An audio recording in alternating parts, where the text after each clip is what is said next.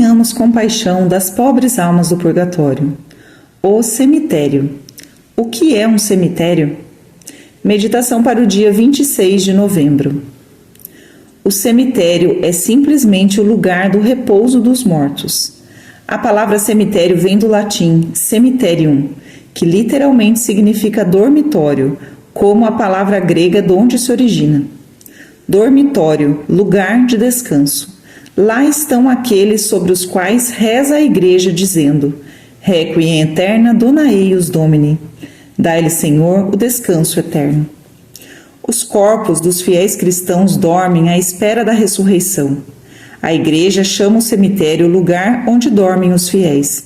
O ritual romano fala na bênção do lugar onde dormem os fiéis. Que expressões! Na linguagem cristã, o cemitério chama-se também Campo Santo, e há lugares onde o denominam também Campo de Deus. Os povos pagãos tinham do cemitério uma ideia ou supersticiosa ou muito grosseira e materialista. Os romanos o denominavam Putreoli, lugar onde se apodrece. Os pagãos modernos têm horror do cemitério e pensam mesmo em aboli-lo, substituindo-o pelos macabros fornos crematórios. Entretanto, é um lugar sagrado, uma lição perene para os vivos. É a recordação do nosso nada, da nossa miséria, mas também da nossa imortalidade e da ressurreição da carne. É um lugar sagrado. Tem esse caráter sagrado, por mais que o laicismo tente reduzi-lo a um simples depósito de cadáveres destinados ao apodrecimento. Nosso corpo é sagrado, é o templo do Espírito Santo. Ainda depois de separado da alma, há de merecer todo o respeito, porque um dia ressuscitará. A liturgia tem uma bênção solene para os cemitérios, reservada aos bispos. Nele se planta uma cruz bem grande. É a lembrança da nossa redenção. O cemitério é a terra da cruz. Tudo ali nos fala da cruz de Jesus Cristo. Em cada sepultura, o símbolo da redenção. Como é triste verem-se, ainda hoje, túmulos pagãos donde baniram a cruz, substituída por uma coluna partida ou qualquer outro símbolo de dor e desespero. O cristianismo santificou a sepultura. Os primeiros cristãos eram sepultados nas catacumbas, com honras e piedosas preces. Como são belas as inscrições que nos deixaram! Todas falam da imortalidade do céu. Às vezes, uma só palavra dizia tudo: Vixit, viveu. A Igreja que consagra os cemitérios abençoa as sepulturas cristãs e pede ao Senhor: mande um anjo guardar cada uma delas. Eis a bela oração da bênção do túmulo. Ó Deus, cuja misericórdia dá o repouso às almas dos fiéis, dignai-vos abençoar esta sepultura e enviar o vosso anjo para aguardar. Dignai-vos também livrar dos laços dos seus pecados as almas daqueles cujos corpos estão aqui sepultados, a fim de que gozem continuamente e eternamente a felicidade junto com os vossos santos. Que laços são esses dos pecados? Naturalmente, os laços que prendem as pobres almas na expiação, nas chamas do purgatório. Eis como a Igreja santifica o cemitério e nossa sepultura, e deseja que aprendamos ali o que somos, pó, e uma alma imortal destinada à felicidade eterna no seio de Deus. Lições do cemitério. O cemitério é uma escola, não há dúvida. Fala-nos da morte. Lembra nossos novíssimos. Dizia Santo Agostinho: Sit mors pro doctore, que seja a vossa mestra a morte. Palavras profundas e tão singelas. Sim, a morte é uma grande mestra. E onde ensina melhor? Onde está a sua escola? No cemitério. Quantas lições ela não nos dá! Oh, se os vivos soubessem aproveitar as lições da doutora morte! Vamos ao cemitério com sentimentos cristãos e muito aprenderemos lá. Um cemitério cristão, escreve o erudito Monsenhor Gaume, prega 4 dogmas: a nobreza e a santidade do corpo do homem, a grande lei da fraternidade universal e eterna, a imortalidade da alma, a ressurreição da carne. Prega a nobreza do corpo humano, cercando-o de respeito e veneração, mesmo quando ele se transforma num montão de ruínas, numa podridão, num punhado de cinzas. Respeita essas cinzas e as quer depositadas num lugar sagrado. Uma voz parece se ouvir no cemitério, como a do Senhor a Moisés. Locus in ox est, terra santa ex. É sagrado o lugar onde estás, esta terra que pisas. Lá dormem os cristãos. Como é doloroso ver-se desrespeitado e profanado o lugar dos mortos, com tantas leviandades e até com o escândalo e o pecado. No cemitério, conservemo-nos respeitosos como num templo. Oremos e meditemos ali, é lugar sagrado. O cemitério fala-nos que somos todos irmãos, todos nivelados numa tumba. A diferença dos mausoléus e das sepulturas rasas não tira ao cemitério a ideia do nivelamento, do nada que somos e da podridão de uma sepultura. Que lição para os orgulhosos! E como devemos nos amar em Cristo, nós que seremos nivelados após a morte até a ressurreição da carne. Debaixo de uma sepultura, todos iguais. Ali não há pobres nem ricos, nem grandes ou pequenos. Já o dissemos, o cemitério cristão prega-nos a imortalidade de nossa alma. Ali não se acaba tudo, ali tudo começa. É a porta da eternidade, o pórtico da outra vida. Então pensemos na imortalidade de nossa alma. Olhar para um cemitério com a indiferença deste grosseiro materialismo que hoje aí impera é muito triste e horrível porque desespera. Cada sepultura é uma porta do céu para o verdadeiro cristão.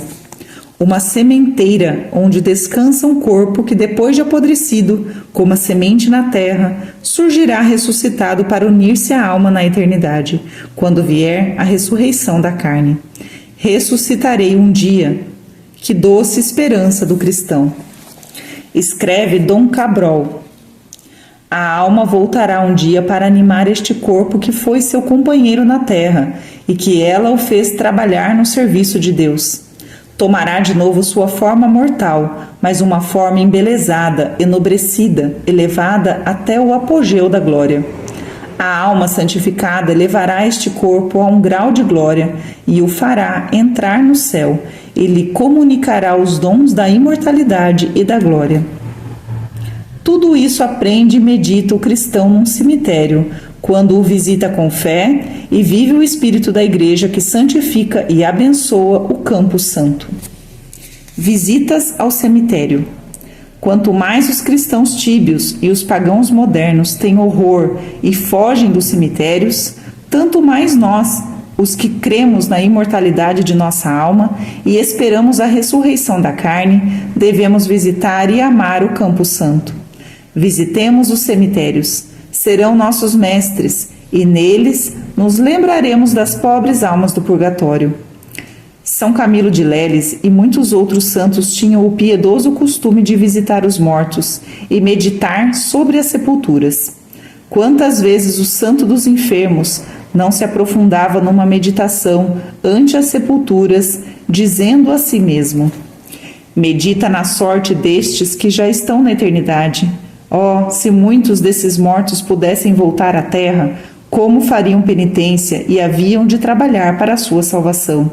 Agora sabem eles o que é um Deus e uma eternidade e o que valem as vaidades deste mundo. Aconselha-se a visita aos cemitérios para a meditação nossa e para o proveito dos fiéis defuntos. Convém recolher-se um pouco ao passar diante de um campo santo, rezar, refletir um instante.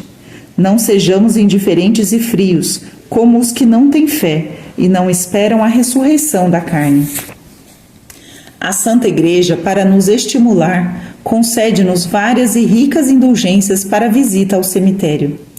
Durante o oitavário dos mortos, isto é, de 2 a 9 de novembro, os fiéis que visitarem o cemitério e rezarem pelos defuntos podem lucrar as seguintes indulgências. uma indulgência plenária cada dia aplicada só aos defuntos, e a todos que visitam o cemitério e oram pelas almas, uma indulgência de 7 anos aplicável só aos defuntos. Por que essas indulgências? Naturalmente, para nos estimular a orar pelos mortos no lugar dos mortos, e assim embalsamarmos com a oração a sepultura sagrada dos que dormem à espera do acordar do juízo no último dia. Nas visitas pastorais, o bispo reserva um dia para os mortos. São também dignos merecedores da visita do pastor. É o exame do pastor vigilante não só por motivos canônicos e litúrgicos. Tem o fim estimular os fiéis a rezarem pelos fiéis defuntos, incentivar a devoção do sufrágio, recordar as grandes verdades de nossos novíssimos. E tudo isso que havemos de concluir? A Igreja quer que visitemos os cemitérios, que não nos esqueçamos desta obra de caridade. Não basta aquela visita, quanta vez por vaidade e ostentação, no dia de finados, umas coroas depositadas nos túmulos, umas lágrimas que logo se enxugam e as flores que logo se murcham. Não é disto que precisam os mortos. As flores provam a amizade, não as reprovamos. São elas uma manifestação delicada de amor. As lágrimas não as condenamos. Jesus não chorou ante o sepulcro de Lázaro? Ficaremos, todavia, só em lágrimas de sentimentalismo? É preciso sufragar as almas de nossos fiéis defuntos queridos. Vamos aos cemitérios para os socorrer e não apenas para nos consolar e cumprir uma formalidade social. Enfim, visitemos os cemitérios como cristãos, como os que acreditam na ressurreição da carne. Exemplo, o príncipe polonês convertido. O grande pregador, padre Lacordaire, numa das suas conferências aos alunos do colégio de Sorreze, conta o seguinte fato ao tratar da imortalidade da alma. Um príncipe polonês incrédulo e muito conhecido pelo seu materialismo havia escrito um livro contra a imortalidade da alma. Estava já pronto o livro e prestes a entrar no prelo, quando, a passear pelo jardim, veio-lhe ao encontro uma pobre mulher e, banhada em lágrimas, lançou-se aos seus pés, dizendo: "Meu caro senhor, meu marido morreu. A sua alma deve estar no purgatório e há de sofrer muito. Eu sou muito pobre, não tenho dinheiro para a espórtula de uma missa por sua alma. Tenha a caridade de me dar uma esmola para mandar celebrar uma santa missa pela alma do meu marido." O incrédulo príncipe teve pena da pobre mulher e, embora não acreditasse na imortalidade da alma e combatesse toda a crença, levou a mão ao bolso e encontrou uma moeda de ouro. Deu-a logo à mulher.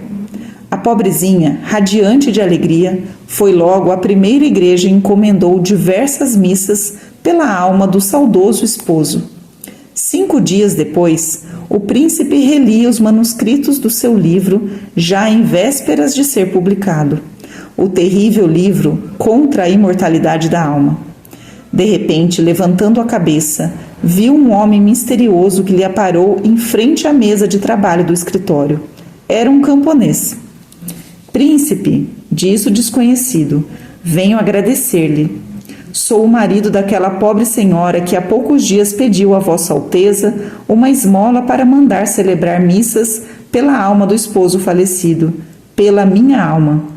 A caridade de Vossa Alteza foi tão bem aceita de Deus que me foi permitido vir agradecer tão grande benefício."